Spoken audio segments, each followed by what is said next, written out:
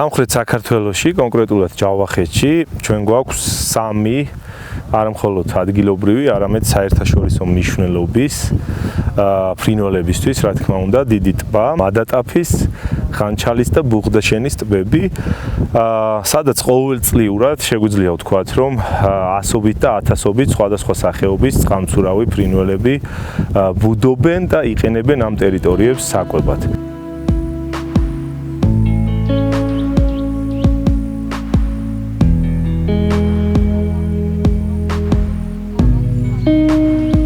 ერთ-ერთი ესეთი სახეობა არის წითელთავა ყვინთია.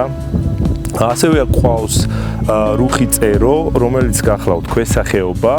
და მთელ საქართველოში მხოლოდ 17-18 წყვილია და სწორედ ამ ტბებზე გვაქვს ამ 17-18 წყვილიდან ნახევარზე მეტი წარმოდგენილი, ხოლო ზოგადად კავკასიაში დაახლოებით 50-60 წყვილია შემორჩენილი და მათი სახლის, გულისხმობ ამ ტბების, ჭაობების შენარჩუნება და კონსერვაცია მნიშვნელოვანია ამ სახეობის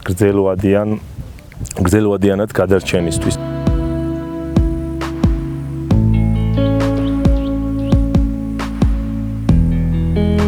ყველა ეს ტბა არის ძალიან თხელი, წყალი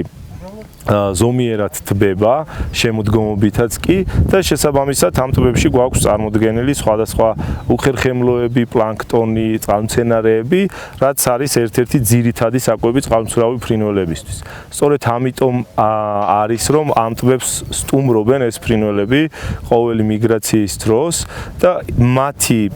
ასე ვთქვათ, გადარჩენა დიდი მოგზაურობის დროს შეიძლება ვთქვათ, რომ არის სწორედ დამოკიდებული აი ამ ტბებზე, ვინაიდან თუ ეს ტბები მომავალში ადამიანის ზემოქმედებით, გლობალური კლიმატის ცვლილებით შეიცვლება და ტბები დაშრება, შეიცვლება ტბების ეკოლოგია, ეს გამოიწვევს არა მხოლოდ ტბების დაკარგვას, არამედ იმ ფრინველების დაკარგვას, არა მხოლოდ საქართველოში, მსოფლიოში, რომლებიც ყოველწლიურად ამ ტბებს სტუმრობენ.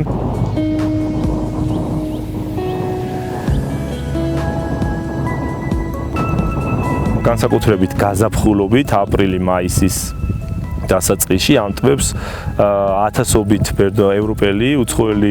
ბერდოჩერი სტუმრობს და მათ მიზანს წარმოადგენს სწორედ ეს უნიკალური ტბების და აქ არსებული ფრინველთა მრავალფეროვნების, მრავალრიცხოვნობის ნახვა. რა თქმა უნდა, ეს ყველაფერი აისახება ადგილობრივების, ქვეყნის ეკონომიკურ კეთილდღეობაზე, ამ ტბების გადარჩენა და მრავალმხრივ გამოყენება არ ვიცი, ადამიანებისთვის უკეთესი მომავლის და უკეთესი